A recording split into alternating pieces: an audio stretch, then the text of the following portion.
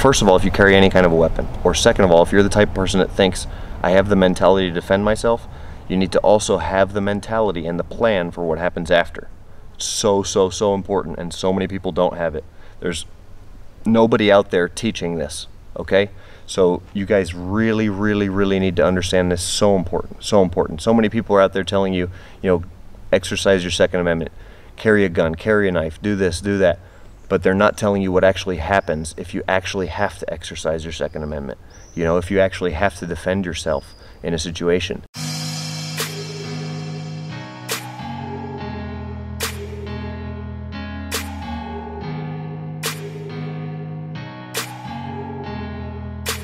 Hey guys, here in Bruges, and I'm gonna take another opportunity to answer some questions, and this is one of the questions that I've really got quite frequently, and this is also a question that I can answer that there's not many other people really in the world who can answer from experience. So I'm just gonna take this opportunity to share with you guys what happens after you win a street fight. After you've defended yourself in the streets in America. What happens? What's the process? What's likely to happen? And I want to share with you guys right away, it's not what you may have heard. What you may have heard is not true. Written law and practice law are very different in this situation and this circumstance. So what's supposed to happen, according to your constitutional rights, is almost never what actually happens. So you guys really need to pay attention to this. If you carry a gun, if you carry a knife, if you carry a weapon, if you're a martial artist, if you have the mentality that you would defend yourself or the lives of your loved ones against a violent encounter if you had to, then you need to watch this video. Basically, let me tell you a little bit about where I'm coming from.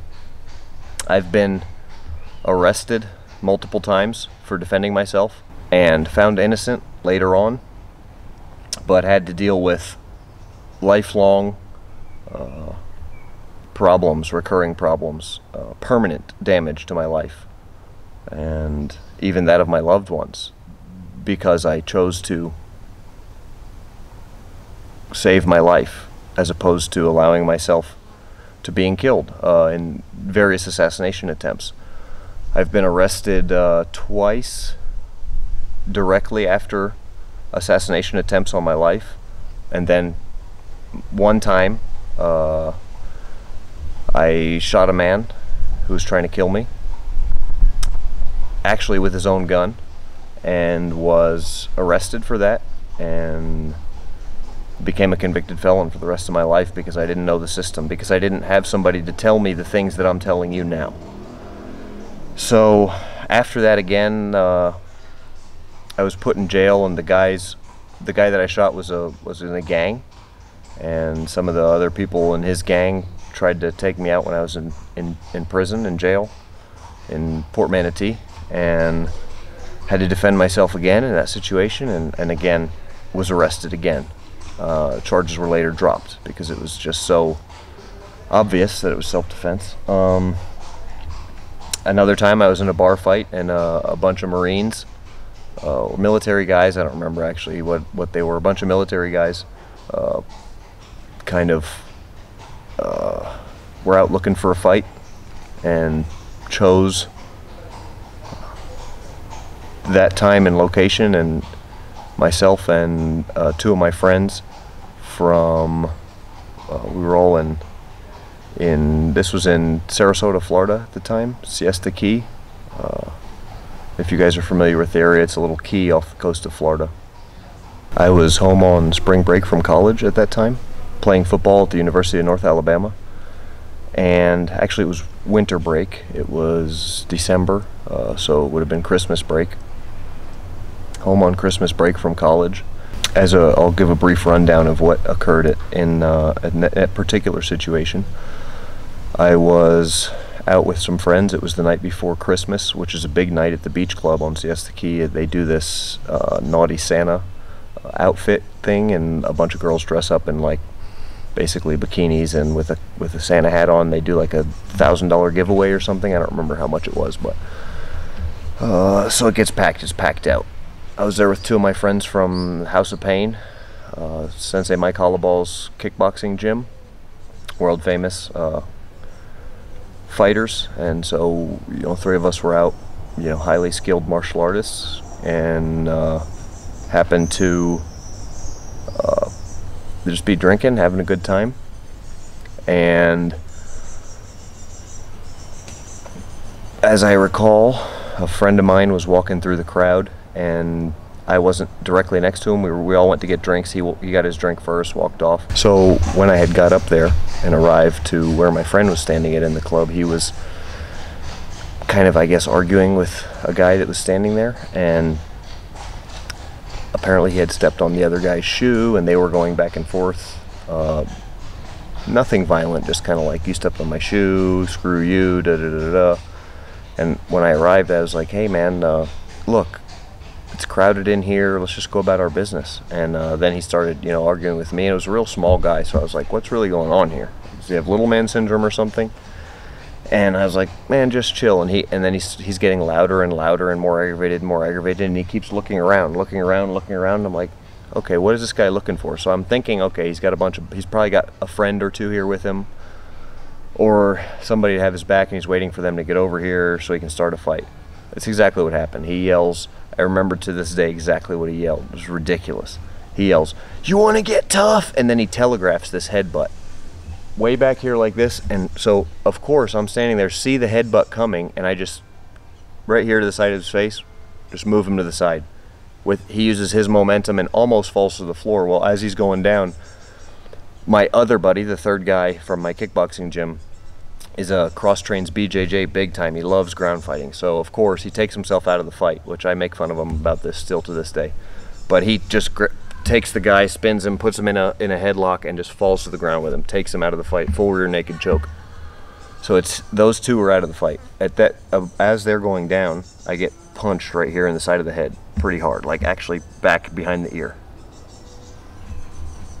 And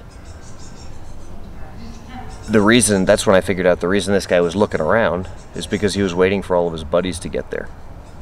And we found out later that they were a bunch of military guys on leave, had just got back from overseas, and they were just out trying to raise hell, I guess, blow off some steam. And they picked the wrong guys, basically, long story short. But so that guy was taken out of the fight. Then I got hit here, and when I got hit here, I kind of just, whoever had walked up behind me and punched me, I kind of just went into,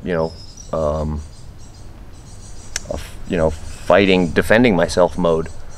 And we ended up, between me and the other guy, I think he got into a little squabble with one guy, and then we ended up taking out all of them. And it was, I don't know exactly how many guys it was, but I sent a few to the hospital and left. I just left. I was covered in blood when I left, and I took my shirt off and stuck it under a car because I didn't want to deal with the police. And this was after I'd already had 2 arrests for self-defense, so I knew that I didn't need to, have any involvement with the police. That's why I'm going to tell you guys what happens, really, not what they tell you happens, but what actually happens, and then what you need to do. So I stuffed my bloody shirt, overshirt, nice button down, had a tank top underneath like this, stuffed it under a car and left. All right, that was stupid. That got found later, put into evidence. 6 months later, I'm in college, give or take 6 months, about to enter my last season of college football.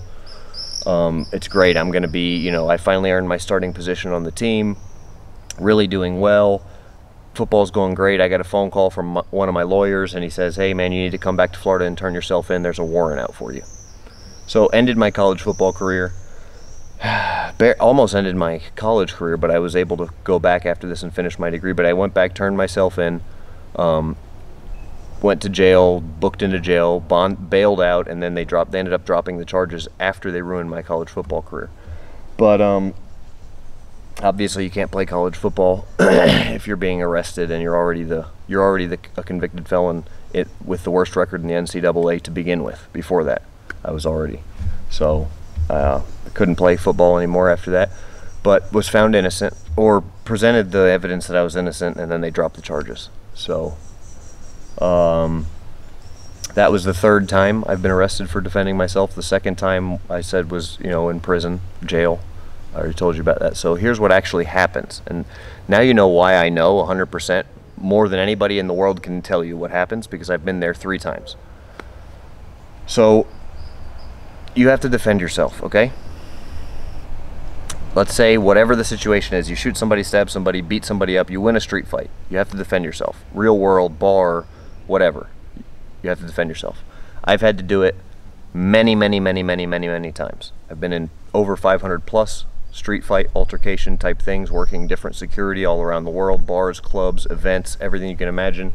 15 years and just, yeah, almost 15 years. But unbelievable amount of these situations have happened to me. So first thing that happens, obviously, first thing you need to worry about is winning. And you need to win fast, okay? So something goes down, you have to defend your life or your loved ones, you have no other option. Number one, always run, get out of there. Get out of there any way you can, get your family safe, get yourself safe, get your, whatever. Get out of there. If you're in a vehicle, don't stop. Drive. Even if it damages your car, your life is more important, your loved ones' lives are more important. If you have no other option, you're backed into a corner and you have to fight like your life depends on it, because it does. I hope you have some training. I hope you have a tool. The reason I make the most effective self-defense tools in the world, okay, can be brought literally anywhere with you in the world. I've taken this in 10 countries in this year, 10 countries, and gonna have it in more. Multiple international flights, trains, buses, banks, third world countries, first world countries, second world countries, all around the world. There's nowhere you can't bring it, and it can save your life. If I would have had one of those in a lot of these situations, I would have got out of them much quicker. And that's always number one, is get in and get out. Win that fight as fast as you can, no holds barred, do whatever you need to do. And number 2 is limit your involvement with police. Don't tell them anything. You need to get a lawyer, get somebody to call a lawyer, set all that up. Don't tell the police anything. Just give them the only information that you have to. Because they are not out for your best interest. They are going to try and get information. They want an arrest. It's their only purpose, is to make an arrest. If you legally defended yourself, who are they going to arrest? Okay, so you're already in trouble there. You have to worry about civil court, because the person that you just beat up, even if they were trying to kill you, can still sue you civilly. So, if at all possible, end their life in that situation. If you have to defend yourself and your life is threatened, end theirs.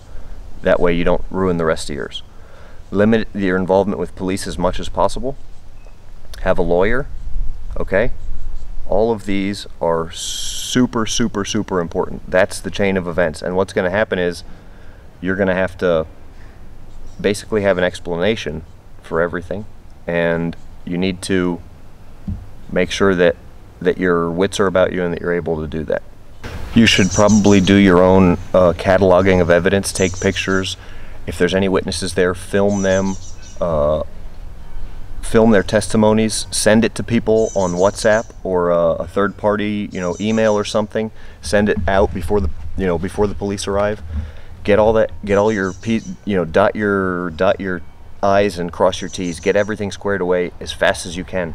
You got to be thinking on your feet and moving on your feet. If you're still at the scene when the police get there, that's your choice, okay? But if you are, you need to know that they're going to come and they're going to want to ask you a bunch of questions. They're going to be trying to get information to use against you to make an arrest.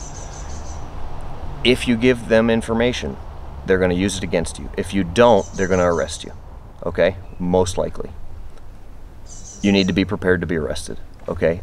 And you can deal with everything and the repercussions after, okay? When you have your lawyer, you present the evidence, they'll drop the charges. It's happened to me twice.